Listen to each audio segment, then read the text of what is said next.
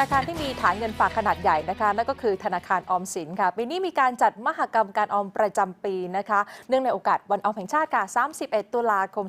2565 นะคะจากเดิมก็จะเป็นงานเล็กๆนะคะหวังจะสร้างกระแสการออมค่ะผ่านผลิตภัณฑ์ต่างๆนะคะแต่ปีนี้ค่ะเป็นการที่จะเข้าถึงระบบดิจิทัลต่างๆแล้วก็มีแคมเปญต่างๆกระตุ้นการออมด้วยค่ะ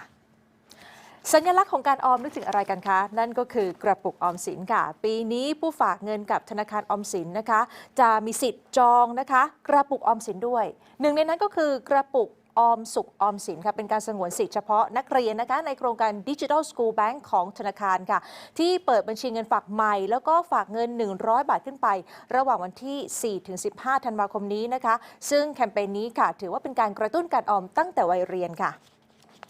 ผู้อำนวยการธนาคารออมสินนะคะบอกว่าธนาคารทำหน้าที่ส่งเสริมการออมมาโดยตลอดค่ะวันนี้เปิดตัวมหกรรมการออมนะคะเป็นการยกระดับงานให้ใหญ่แล้วก็ขยายวงกว้างมากขึ้นปีนี้นะคะธนาคารส่งเสริมการออมระยะยาวค่ะรองรับสังคมสูงวัยการออมหลังเกษียณแล้วก็การออมเพื่อวัตถุประสงค์ต่างๆอย่างเช่นการศึกษาบุตรหลานการซื้อที่อยู่อาศัยเป็นต้นค่ะ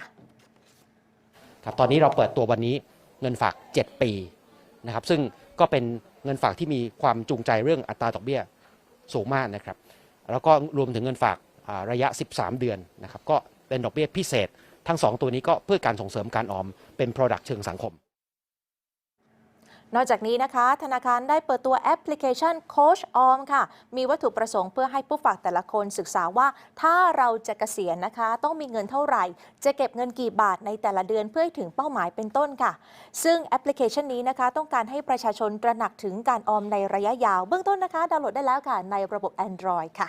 ขณะที่สถานการณ์การออมของคนไทยนะคะมีการปรับลดลงมาในช่วงที่เกิดโควิด -19 ค่ะโดยเฉพาะการออมระยะยาวค่ะแน่นอนนะครับช่วงโควิดก็เงินออมโดยรวมต้องลดอยู่แล้วนะครับเพราะว่าคนมีความจำเป็นต้องเงินไปใช้นะครับแล้วส่วนหนึ่งก็อาจจะมีหนี้สินเพิ่มขึ้นในความจำเป็นด้วยนะครับก็เป็นความจำเป็นเพื่อการอยู่รอดนะครับจากนี้ไปสถานการณ์พอเศรษฐกิจดีขึ้น GDP ดีขึ้นเติบโตมากขึ้นหนี้รวมโดยรวมก็จะลดลงนะครับแล้วก็เราก็หวังว่าส่งเสริมการออมระยะยาวน่าจะช่วยกันด้วยครับสำหรับการฝากเงินของคนไทยในธนาคารพาณิชย์ณสิ้นเดือนสิงหาคม 2565 นะคะธนาคารแห่งประเทศไทยค่ะรายงานว่ามูลค่าเงินฝากรวมทุกประเภทนะคะอยู่ที่ 15,650,000 ล้านบาทจากบัญชีทั้งหมดนะคะประมาณ 118 ล้านบัญชีค่ะโดยบัญชีเงินฝากไม่เกิน 50,000 บาทมีจำนวนบัญชีมากที่สุดนะคะหรืออยู่ที่ 104 ล้านบัญชียอดฝากรวมค่ะ 430,000 ล้านบาทคิดเป็นเงินฝากเฉลี่ยต่อบัญชีนะคะอยู่ที่ 4,118 บาทค่ะซึ่งถ้าเทียบกับสิงหาคมปีก่อนนะคะพบว่าจำนวนบัญชีปีที่แล้วเนี่ยน้อยกว่าอยู่ที่ 96 ล้านบัญชีนะคะแต่ถ้าเราไปดูมูลค่าเงินฝากค่ะปรากฏว่ายอดรวมนะคะอยู่ที่